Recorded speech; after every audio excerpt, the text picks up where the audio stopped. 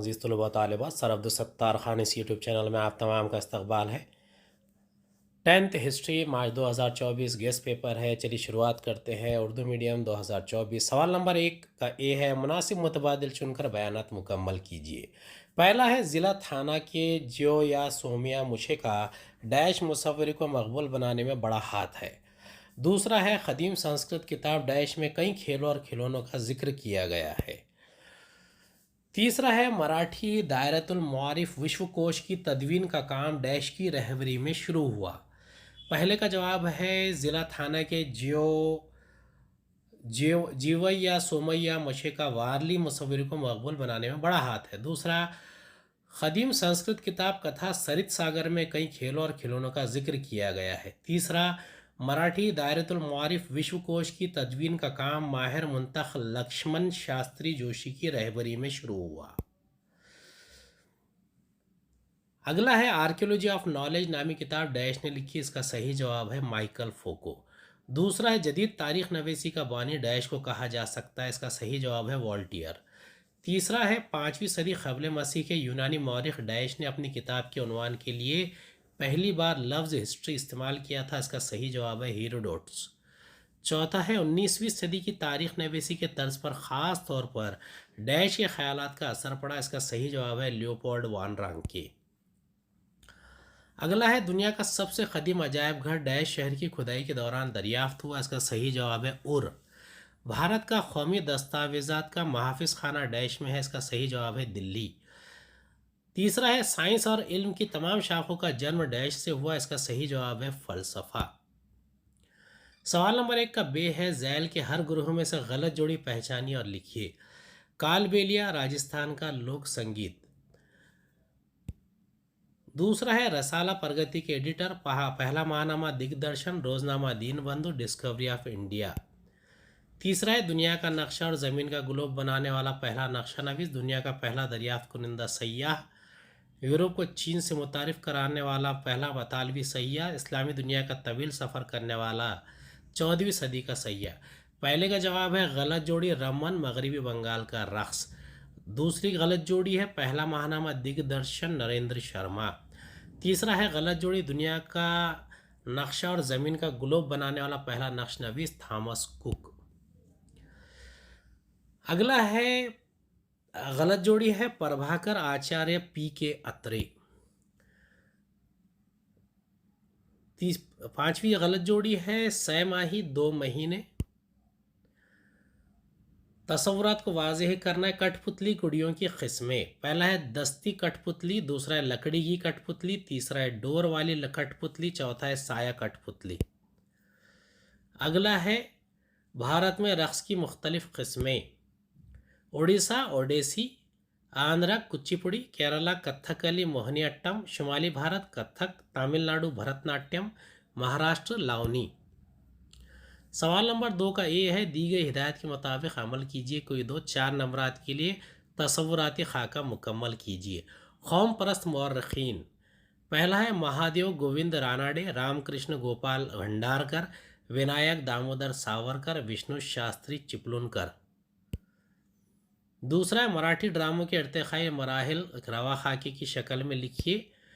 وشنو داس بھاوے کا ڈرامہ سیتا سوئمبر پہلی بار 1843 میں اسٹیج کیا گیا۔ اس کے بعد تاریخی مذہبی مزاحیہ ڈرامے اسٹیج پر پیش کیے گئے۔ 1861 میں وی جے کیرتنے کا ڈرامہ تھورلے مادھوراؤ پیشوے مکمل تحریری شکل میں اسٹیج کیا گیا۔ آگے چل کر کئی سنگیت ناٹک اسٹیج پر پیش کیے گئے اور تاریخی سماجی ڈراموں نے مراٹھی اسٹیج کی رونق بڑھائی۔ تاریخ کے مضمون سے متعلق دائرۃ المعارف کے حوالے سے زمانی خط مکمل کیجیے۔ 1946 بھارتی عہد جدید کی سواہی لغت۔ 1876 قدیم بھارتی تاریخی لغت۔ 1932 قدیم بھارتی سواہی لغت۔ 1937 بھارتی عہد وسطیٰ کی لغت۔ 1946 بھارتی عہد جدید کی سواہی لغت۔ سوال نمبر 2 کا بے ہے، مختصر نوٹ لکھیے۔ تاریخ نویسی، انڈین میوزیم، مارکو پولو۔ تاریخ نویسی میں درج ذیل امور شامل ہے۔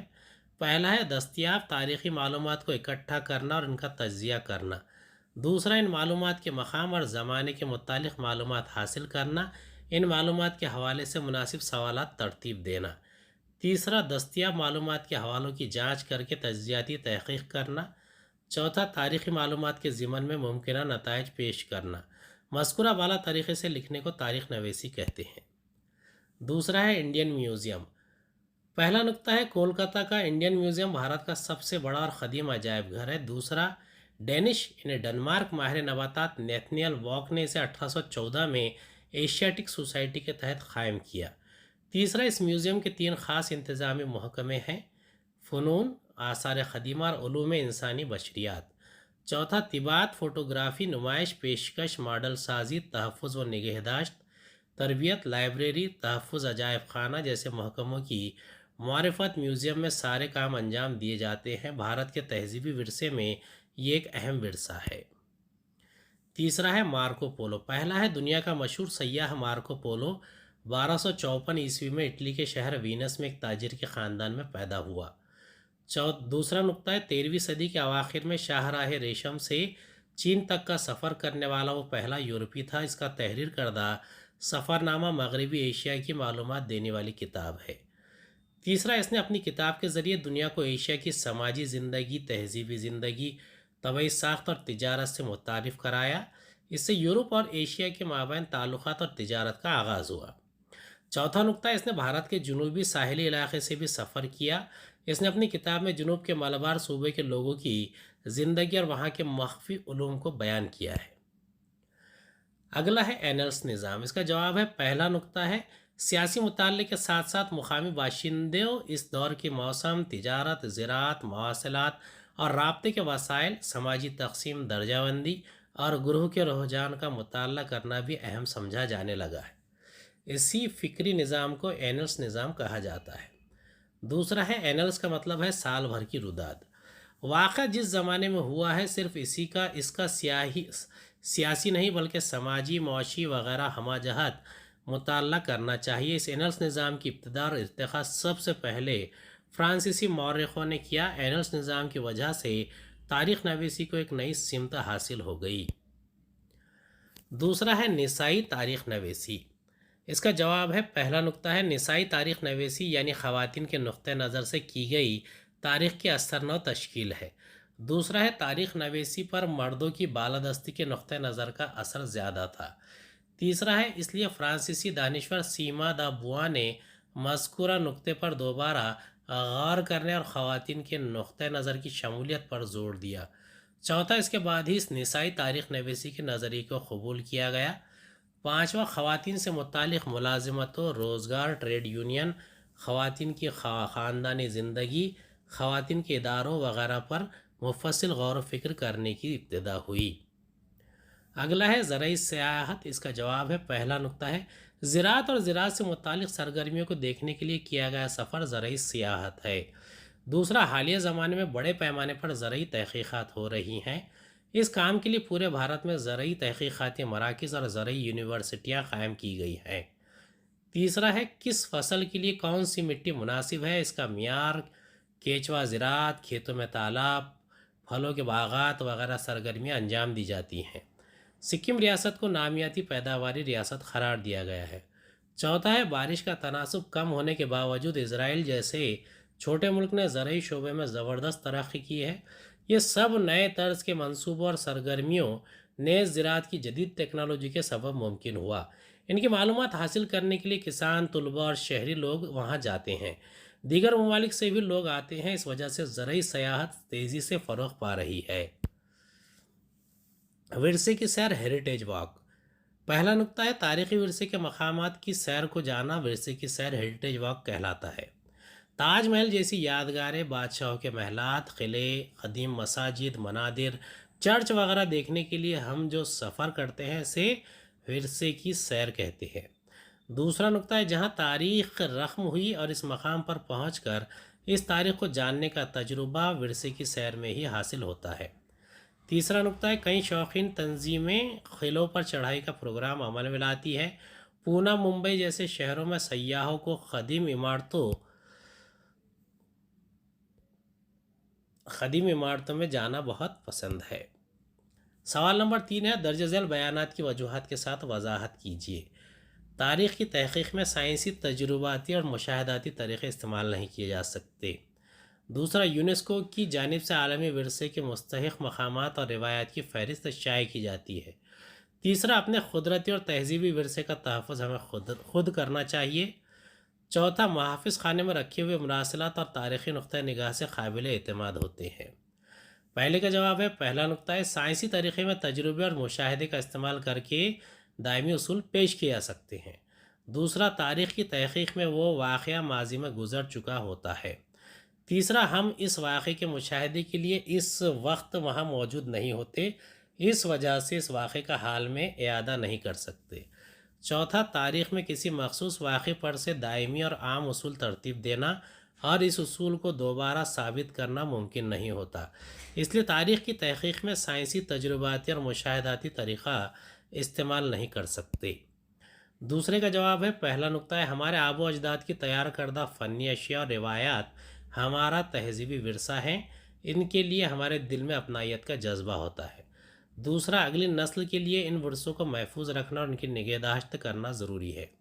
تیسرا، گزرتے وقت کے ساتھ یہ ورثے ختم نہ ہو، اس لیے ان کی حفاظت کے رہنمایانہ اصولوں کی مدد سے عالمی ورثے کے مستحق مقامات اور روایات کی فہرست عالمی تنظیم یونیسکو کی جانب سے شائع کی جاتی ہیں۔ تیسرے کا جواب ہے، بھارتی قدرتی اور تہذیبی ورثے سے مالا مال اس ورثے کی ہمیں حفاظت کرنی چاہیے، کیونکہ پہلا نقطہ ہے ہماری تاریخی عمارتیں، قلعے، مقامات آئندہ نسل کے لیے رہنما کی حیثیت رکھتے ہیں۔ ان تاریخی ورثوں سے ہمیں تحریک اور حوصلہ ملتا ہے۔ دوسرا، تنوع سے بھرپور بھارت میں کئی دریا، پہاڑ، جنگل، مامن، ساحل سمندر ہیں جنہیں دیکھنے کے لیے ہزاروں غیر ملکی سیاح آتے ہیں۔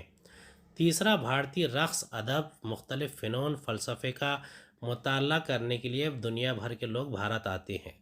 چوتھا، ہمارا قدرتی اور بزرگوں کا دیا ہوا تہذیبی ورثہ ہماری شان ہے جسے ہمیں اپنی آئندہ نسل کے لیے محفوظ رکھنا چاہیے۔ چوتھے کا جواب ہے، پہلا نقطہ ہے قدیم دستاویزات، خط و کتابت محافظ خانے میں رکھے جاتے ہیں۔ دوسرا، ان مراسلات کی حفاظت کرنا محافظ خانے کا کام ہے۔ تیسرا، محافظ خانے میں رکھے ہوئے کاغذات مراسلات میں کسی قسم کی تبدیلی نہیں کی جاتی۔ چوتھا، ان کاغذات کو محفوظ رکھنا اور اس میں کسی قسم کی تبدیلی نہ کرتے ہوئے جب حکومت یا بااختیار افراد کو ضرورت ہو انہیں فراہم کرنا محافظ خانے کے منتظم کا فرض ہوتا ہے۔ اس وجہ سے محافظ خانے میں رکھے ہوئے کاغذات تاریخی نقطہ نگاہ سے قابل اعتماد ہوتے ہیں۔ خواتین کی زندگی کے مختلف پہلوؤں پر غور و فکر پر مبنی تحقیق کا آغاز ہوا۔ اس کا جواب ہے، پہلا نقطہ ہے تاریخ نویسی پر مردوں کی فوقیت کے زاویہ نظر کا اثر تھا۔ فرانسیسی مفکر سیما دا بوا نے تاریخ نویسی میں تانیسی نظریے کو پیش کیا۔ دوسرا، اس وجہ سے تانیسی تاریخ نویسی میں عورتوں کو شامل کیا گیا۔ تیسرا، تاریخ نویسی کے شعبے میں مردوں کی فوقیت کے نقطہ نظر پر دوبارہ غور کرنے پر زور دیا۔ چوتھا، سیما دا بوا کے تانسیت پر زور دینے کی وجہ سے عورتوں کی ملازمت، ٹریڈ یونین، ان کی خاندانی زندگی سے مختلف پہلوؤں پر غور و فکر کرنے والی تحقیق کا آغاز ہوا۔ اگلا ہے، مائیکل فوکو نے اپنے طرز تحریر کو علم کا آثار قدیمہ کہا ہے۔ اس کا جواب ہے، پہلا نقطہ ہے مائیکل فوکو نے زمانی ترتیب کے لحاظ سے تاریخ کو مکمل طور پر پیش کرنے کے طریقے کو غلط ٹھہرایا۔ دوسرا، اس کے خیال میں آثار قدیمہ کا مقصد آخری سچائی تک پہنچنا نہیں ہے۔ تیسرا، ماضی کے تغیرات یعنی تبدیلیوں کی وضاحت کرنے کے آثار قدیمہ کی کوشش ہوتی ہے۔ چوتھا، فوکو نے تاریخ میں تغیرات کی وضاحت کرنے پر زیادہ زور دیا ہے، اسی وجہ سے اس کی طرز تحریر کو علم کا آثار قدیمہ کہا ہے۔ اگلا ہے، کارل مارکس کا نظریہ طبقات واضح کیجیے۔ اس کا جواب ہے، 19ویں صدی کے نصف آخر میں جرمنی کے فلسفی کارل مارکس نے اپنی کتاب داس کیپیٹل میں طبقاتی کشمکش کا نظریہ پیش کیا تھا۔ اس کے خیال میں پہلا نقطہ ہے تاریخ غیر مرئی تصورات کی نہیں بلکہ زندہ انسانوں کی ہوتی ہے۔ دوسرا، بنیادی ضروریات کی تکمیل کے لیے دستیاب پیداواری ذرائع کی نوعیت اور ملکیت پر انسانوں کے آپسی تعلقات اور رشتے منحصر ہوتے ہیں۔ تیسرا، سماج کے تمام طبقات کو یہ پیداواری ذرائع مساوی پیمانے پر حاصل نہیں ہوتے۔ پیداواری ذرائع کی اس غیر مساوی تقسیم کی وجہ سے سماج میں طبقات پر مبنی نامناسب تقسیم ہوتی ہے۔ چوتھا ہے، پیداواری ذرائع پر قابض طبقہ دیگر طبقات کا معاشی استحصال کرتا ہے۔ اسی سے طبقاتی کشمکش کا آغاز ہوتا ہے۔ اس طرح انسانی تاریخ طبقاتی کشمکش کی تاریخ ہے۔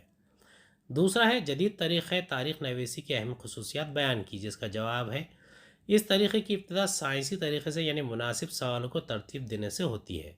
دوسرا یہ سوالات ماضی میں انسانی سماجی اکائیوں کے مخصوص عرصے میں کیے گئے کاموں سے متعلق ہوتے ہیں۔ ان سرگرمیوں کا تعلق دیوی دیوتاؤں کے واقعات اور قصے کہانیوں سے نہیں ہوتا۔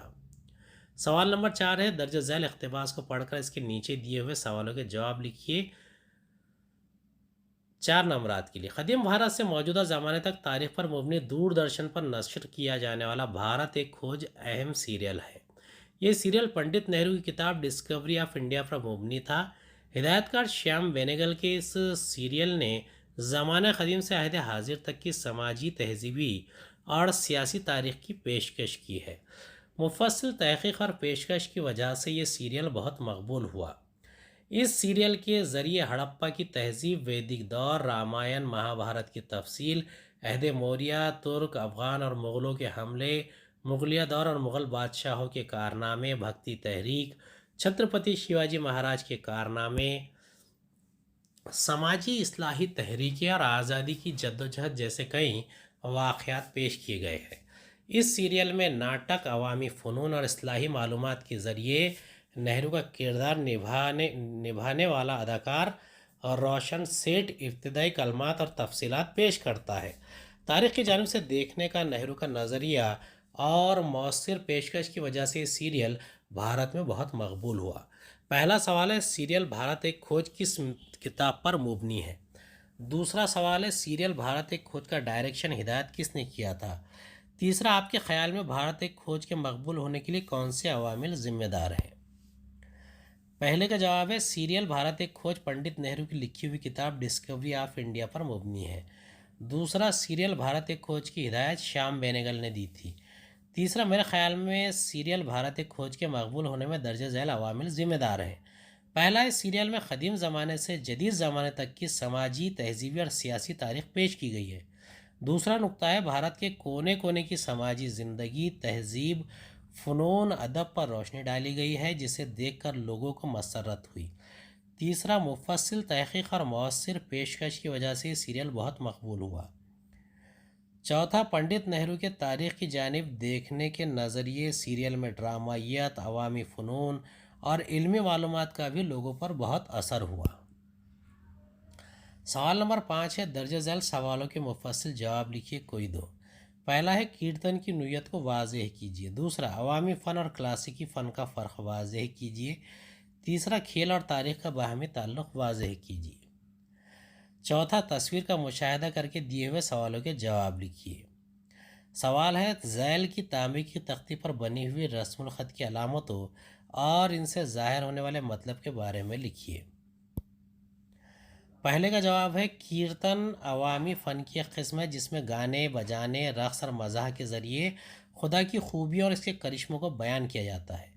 دوسرا ہے کیرتن کا مقصد سننے والوں کے دل میں تمام رسوں کی مدد سے بھکتی رس کی نشو نما کرنا ہے۔ تیسرا ہے کیرتن کے دو حصے تمہید اور تمثیل ہوتے ہیں۔ تمہید میں پوجا، ابھنگ اور اس کا بیان ہوتا ہے، جبکہ تمثیل میں دیو مالائی حکایت ہوتی ہے۔ چوتھا ہے کیرتن کے ذریعے مذہب کی تبلیغ کے ساتھ ساتھ سماجی اتحاد اور عوام کو تلقین کرنے کا کام بھی کیا جاتا ہے۔ پانچواں ہے کیرتن کی دو روایتیں ناردی یا ہری داسی کیرتن اور وارکری کیرتن ہے۔ دوسرا ہے عوامی فن اور کلاسیکی فن کی روایتوں کا فرق۔ عوامی فن پتھر کے زمانے سے مسلسل چلی آ رہی روایت ہے۔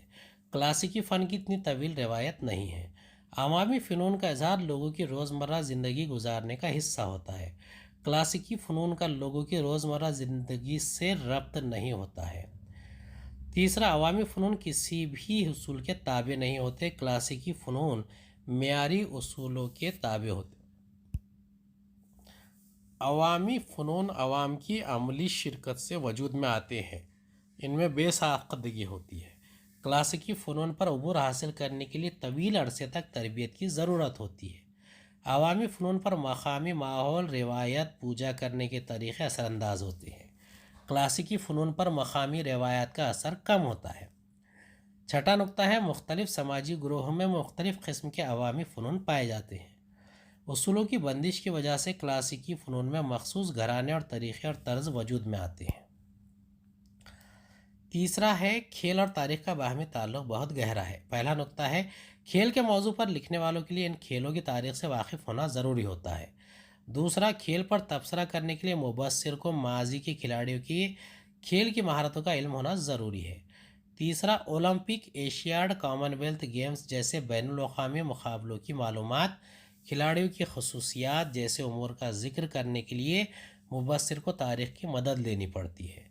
چوتھا، آکاش وانی، دوردرشن اور دیگر چینلوں پر کھیل کے مختلف مقابلوں پر کمنٹری کرتے ہوئے مبصر کو اس کھیل کی تاریخ، مشہور کھلاڑیوں، ان کے ریکارڈ وغیرہ کی معلومات دینی پڑتی ہے، تبھی ان کی کمنٹری دلچسپ ہوتی ہے۔ پانچواں، کھیل کے خصوصی ماہر کی حیثیت سے لیکچر دینے کے لیے مدعو شخص، کھلاڑیوں کی تربیت کرنے والے کوچ، مقابلوں کے لیے کھلاڑیوں کا انتخاب کرنے والی کمیٹی، ان سب کو کھلاڑیوں کی خاصی معلومات، ان کی خوبیاں اور خامیاں، مخالف ٹیم کے کھلاڑیوں کی تاریخ، ان سب کا مطالعہ کرنا ہوتا ہے۔ چوتھا ہے، اس کا پہلا جواب نقطہ ہے تصویر میں دی ہوئی تامر پٹ تانبے کی تختی ریاست اتر پردیش کے ضلع گورکھپور میں سوگوڑا کے مقام پر پائی گئی ہے۔ دوسرا، یہ تامر پٹ موریہ عہد کی ہے جس پر براہمی رسم الخط میں تحریر کندہ کی گئی ہے۔ تیسرا، اس تختی پر کئی علامت کندہ ہے۔ درخت اور اس کے گرد تعمیر کردہ چبوترا ایک علامت ہے۔ چوتھا، ایک پر ایک بنی ہوئی 3 کمانیں ایک پہاڑی کی علامت ہے۔ پانچواں، 4 ستونوں پر 2 منزلہ عمارت کی طرح دکھائی دینے والی علامت اناج کا گودام ہو سکتی ہے۔ راجاؤں کے سکوں پر بھی ایسی علامتیں پائی جاتی ہیں۔ چھٹا، قحط کے حالات ہونے پر کیا احتیاط کرے؟ اناج کو احتیاط سے استعمال کرے۔ اس سلسلے میں یہ کوئی حکم ہو سکتا ہے۔ اس زمانے میں راجا تامر پٹ کے ذریعے عوام کو حکم دیا کرتے تھے۔ اس تامر پٹ کے ذریعے موریہ عہد کی معلومات حاصل ہونے کی وجہ سے اسے تاریخ نویسی کا اہم ماخذ تسلیم کیا جاتا ہے۔ کتب خانوں کا انتظامیہ نظم و نسق کیوں اہم ہے؟ اس کا جواب ہے کتب خانوں کا مطلب محض کتابوں کا مجموعہ نہیں ہے۔ ذخیرہ کی گئی کتابوں کا نظم و نسق کرنا بھی اہمیت رکھتا ہے۔ کتابوں کو ایک مخصوص نظام کے تحت ترتیب دینے سے قارئین کو اپنی مطلوبہ کتاب آسانی سے مل سکتی ہے۔ یہ بات فوراً بتائی جا سکتی ہے کہ کون سی کتاب کہاں رکھی ہوئی ہے۔ اس وجہ سے کتابوں کو تلاش کرنے میں لائبریری کا انتظام کرنے والوں اور قارئین دونوں کا وقت برباد نہیں ہوتا۔ عمدہ نظم و نسق کی وجہ سے کتابوں کا تحفظ اور نگہداشت اچھے طریقے سے ہوتی ہے، کتابیں برباد نہیں ہوتی۔ چوتھا، منتظم جانکار ہو تو لائبریری میں عمدہ کتابوں کا ذخیرہ کیا جاتا ہے۔ اس کی وجہ سے ذہین قارئین کو عمدہ کتابیں مل سکتی ہیں۔ پانچواں ہے، ایک ہی موضوع پر کتابوں کا ذخیرہ کرنے کی بجائے مختلف قسم کی کتابیں لائبریری میں ذخیرہ کی جاتی ہیں۔ عمدہ نظم و نسق ہونے کی صورت میں قارئین کو کتابوں کی فہرست، کمپیوٹری نظام، دیگر جدید سہولتیں فراہم ہو سکتی ہے۔ چھٹا ہے، ایک اچھا منتظم لائبریری میں قارئین کی تعداد بڑھانے کے لیے کتابوں کی نمائش لگا کے اشتہار دے کر اور دیگر طریقوں کو اپنا کر لائبریری کی توسیع کرتا ہے۔ اس لیے لائبریری کا نظم و نسق کا بہتر ہونا بہت اہمیت رکھتا ہے۔ سوال نمبر 6 ہے، ذیل میں سے مناسب متبادل چن کر بیانات کو مکمل کیجیے۔ 73ویں اور 74ویں دستوری ترمیمات کی وجہ سے ڈیش کو دستوری طور پر تسلیم کیا گیا اور ان کے اختیارات میں اضافہ بھی ہوا۔ دوسرا، پانی کا نوبل سمجھا جانے والا Stockholm water prize Bharat کے ڈیش کو ملا؟ پہلے کا جواب ہے مقامی حکومتی اداروں کو، اور دوسرے کا جواب ہے ڈاکٹر راجندر سنگھ رانا۔ مہاراشٹر میں مقامی حکومتی اداروں میں خواتین کے لیے ڈیش% نشستیں محفوظ رکھی گئی۔ اس کا جواب ہے 50۔ دوسرا ہے، دستور میں ترمیم کرنے کا حق ڈیش کو ہے۔ اس کا صحیح جواب ہے پارلیمنٹ۔ تیسرا ہے، ذیل کے کس قانون کے ذریعے خواتین کو اپنی آزادی برقرار رکھنے اور ذاتی ترقی کے لیے سازگار ماحول فراہم کیا گیا؟ اس کا صحیح جواب ہے جہیز مخالف قانون۔ چوتھا، ہندوستانی دستور نے جن مقاصد کا تعین کیا ہے اس میں ڈیش کا مقصد شامل نہیں ہے۔ اس کا صحیح جواب ہے مذہبی حکومت۔ سوال نمبر 7 ہے، درج ذیل بیانات صحیح ہیں یا غلط؟ وجوہات کے ساتھ بیان کیجیے۔ پہلا ہے، الیکشن کمیشن انتخابات کے دوران ضابطۂ اخلاق نافذ کرتا ہے۔ دوسرا سیاسی پارٹی سماجی تنظیم ہوتی ہے۔ تیسرا فرقہ پرستی سے ملک کا زیادہ نقصان نہیں ہوتا۔ پہلے کا جواب ہے یہ بیان صحیح ہے، کیونکہ پہلا نقطہ اس کی وجہ سے الیکشن آزادانہ ماحول اور غیر جانبدارانہ طریقے سے ہوتے ہیں۔ دوسرا الیکشن کے عرصے میں غلط کاموں کو روکا جا سکتا ہے۔ تیسرا عام ووٹروں کو خوف و ہراس اور دہشت سے نجات مل جاتی ہے اور وہ بے خوف ہو کر ووٹ دے سکتے ہیں۔ اسی الیکشن کمیشن انتخابات کے دوران ضابطۂ اخلاق نافذ کرتا ہے۔ دوسرا یہ بیان صحیح ہے، کیونکہ پہلا نقطہ ہے سماج کے کچھ لوگ اکٹھا ہو کر سیاسی پارٹی قائم کرتے ہیں، اس لیے سیاسی پارٹی سماج کا اٹوٹ حصہ ہوتی ہے۔ دوسرا سیاسی پارٹی عوام کے مسائل کو حل کرنے کی کوشش کرتی ہے۔ تیسرا اپنے سماج کے کردار اور نظریات کے مطابق سیاسی پارٹی سماج میں کام کرتی ہے، اس لیے سماجی پارٹی ایک طرح سے سماجی تنظیم ہی ہوتی ہے۔ تیسرا ہے بیان غلط ہے، کیونکہ پہلا نقطہ ہے فرقہ پرستی کے بڑھنے سے ملک میں مذہبی تصادم ہونے لگتے ہیں۔ دوسرا بڑھتے ہوئے تصادم کی وجہ سے سماج میں مذہبی منافرت پیدا ہوتی ہے جو سماجی یکجہتی کو ختم کر دیتی ہے۔ تیسرا سماج میں پھوٹ پڑ جاتی ہے اور دہشت گردی کے واقعات پیش آنے لگتے ہیں۔ اس کے نتیجے میں سماجی استحکام اور صحت بگڑ جاتی ہے، جس کی وجہ سے جمہوریت خطرے میں پڑ جاتی ہے۔ اس لیے فرقہ پرستی سے ملک کا زبردست نقصان ہوتا ہے۔ حق معلومات کی وجہ سے حکومت کے کام کاج میں رازداری بڑھ گئی ہے، یہ بیان غلط ہے، کیونکہ جمہوریت کو مزید مستحکم ہونے کے لیے شہری اور حکومت کے باہمی اعتماد میں اضافے کے لیے شہریوں کو یہ معلوم ہونا چاہیے کہ حکومت کیا کر رہی ہے۔ دوسرا اس حق کی وجہ سے اچھی حکومت کی خصوصیات شفافیت اور ذمہ داری عمل میں آتی ہے۔ تیسرا حکومت کے کام کاج کے عیاں کھلے ہونے میں مدد ہوتی ہے، یعنی کوئی کام چھپا نہیں رہتا۔ اس طرح حق معلومات کی وجہ سے حکومت کے کام کاج میں رازداری کا عنصر کم ہو گیا ہے۔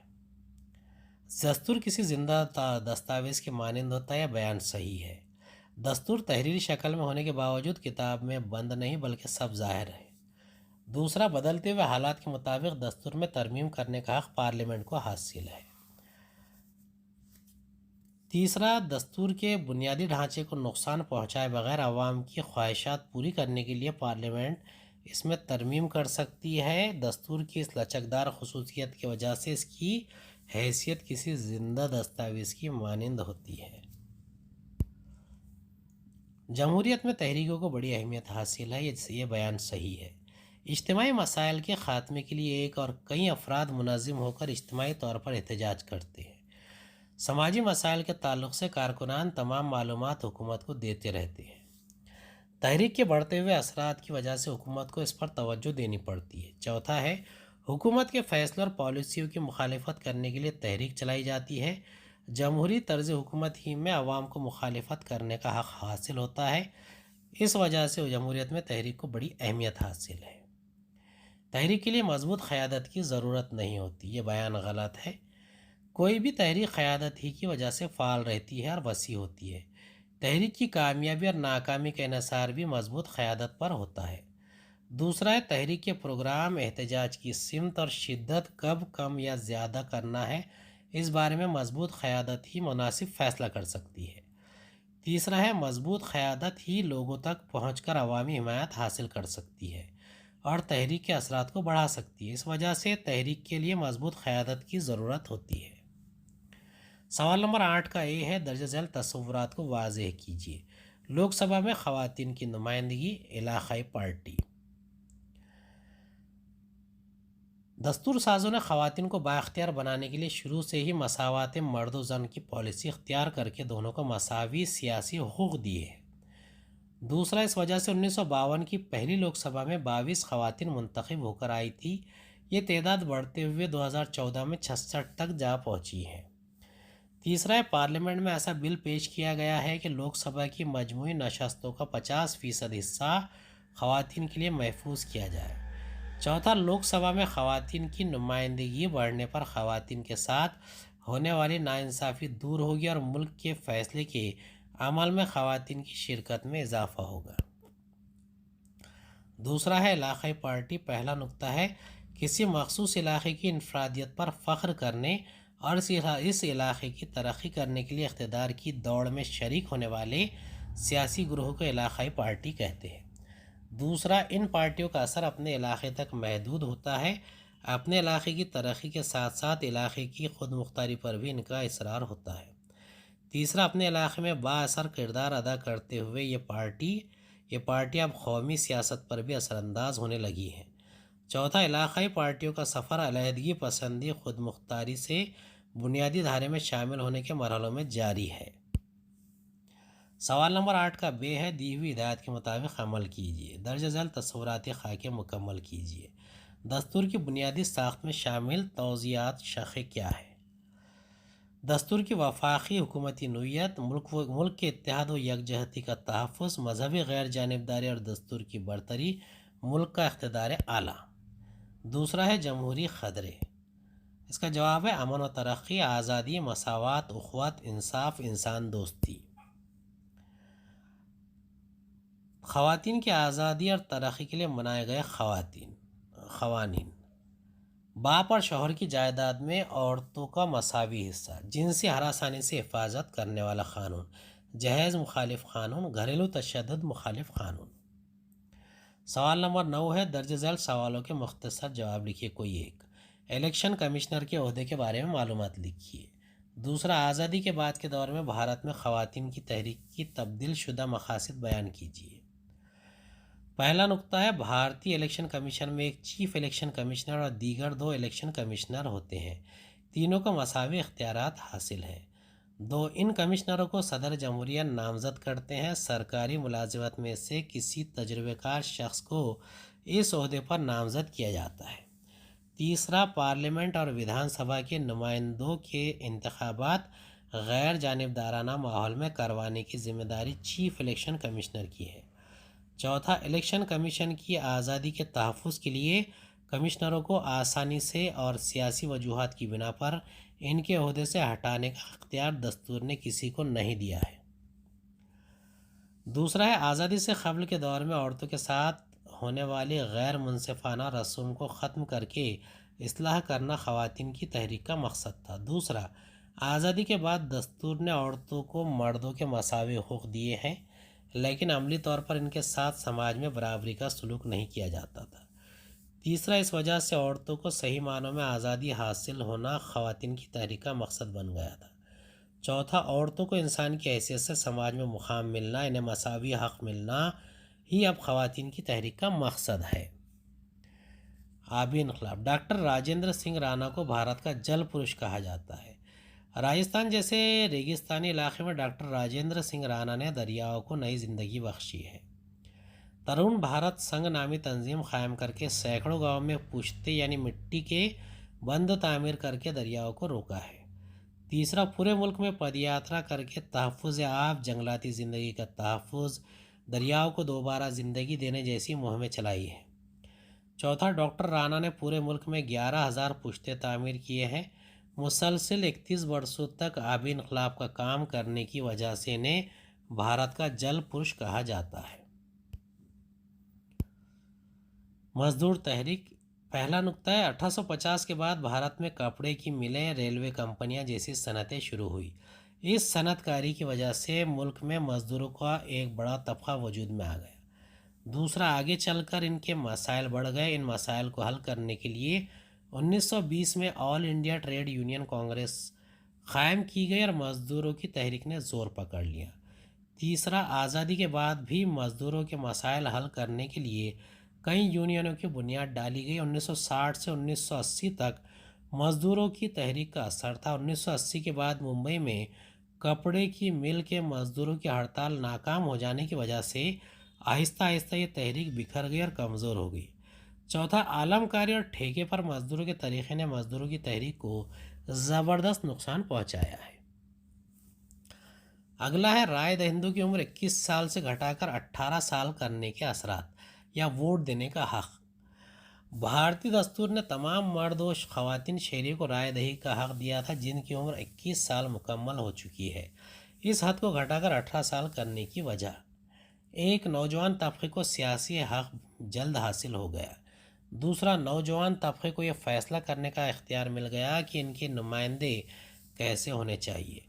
تیسرا، اس وجہ سے بھارتی جمہوریت کی وسعت میں اضافہ ہو گیا اور یہ دنیا کی سب سے بڑی جمہوریت بن گئی۔ چوتھا، اس فیصلے کی وجہ سے بھارتی جمہوریت زیادہ پختہ ہو گئی، نوجوان طبقے کے سیاسی شعور کو پختہ ہونے میں مدد ہوئی۔ عدالت کے کن فیصلوں کی وجہ سے خواتین کی عزت اور وقار کا تحفظ ہوا؟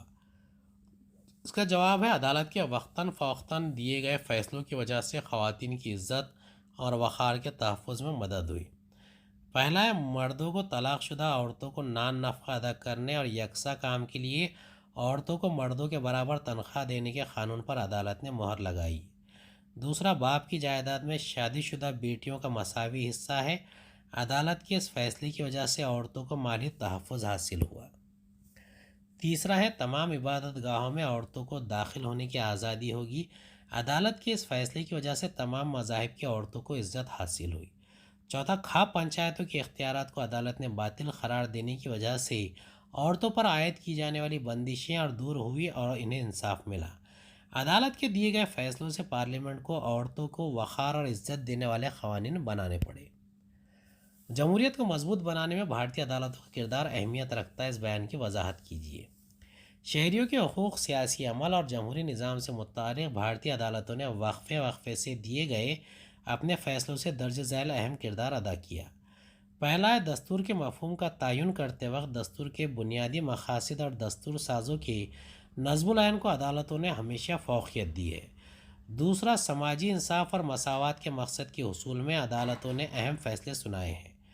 تیسرا، دستور میں ترمیم کرنے کے اختیار کو تسلیم کرتے ہوئے اس بات کا خیال بھی رکھا ہے کہ دستور کے بنیادی ڈھانچے کو نقصان نہ پہنچے۔ چوتھا ہے، بیرونی مداخلت سے تحفظ، پرائیویسی کے حق کو شہریوں کا بنیادی حق قرار دیا ہے۔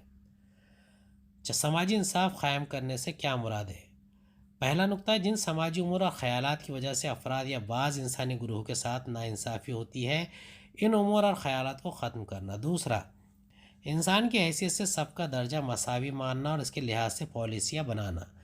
تیسرا، ذات، مذہب اور زبان، جنس، نسل، جائے پیدائش، دولت وغیرہ پر مبنی اعلیٰ اور ادنیٰ کا بھید بھاؤ نہ کرتے ہوئے مساوی سلوک کرنا۔ چوتھا، سب لوگوں کو ترقی کے مساوی مواقع دینا۔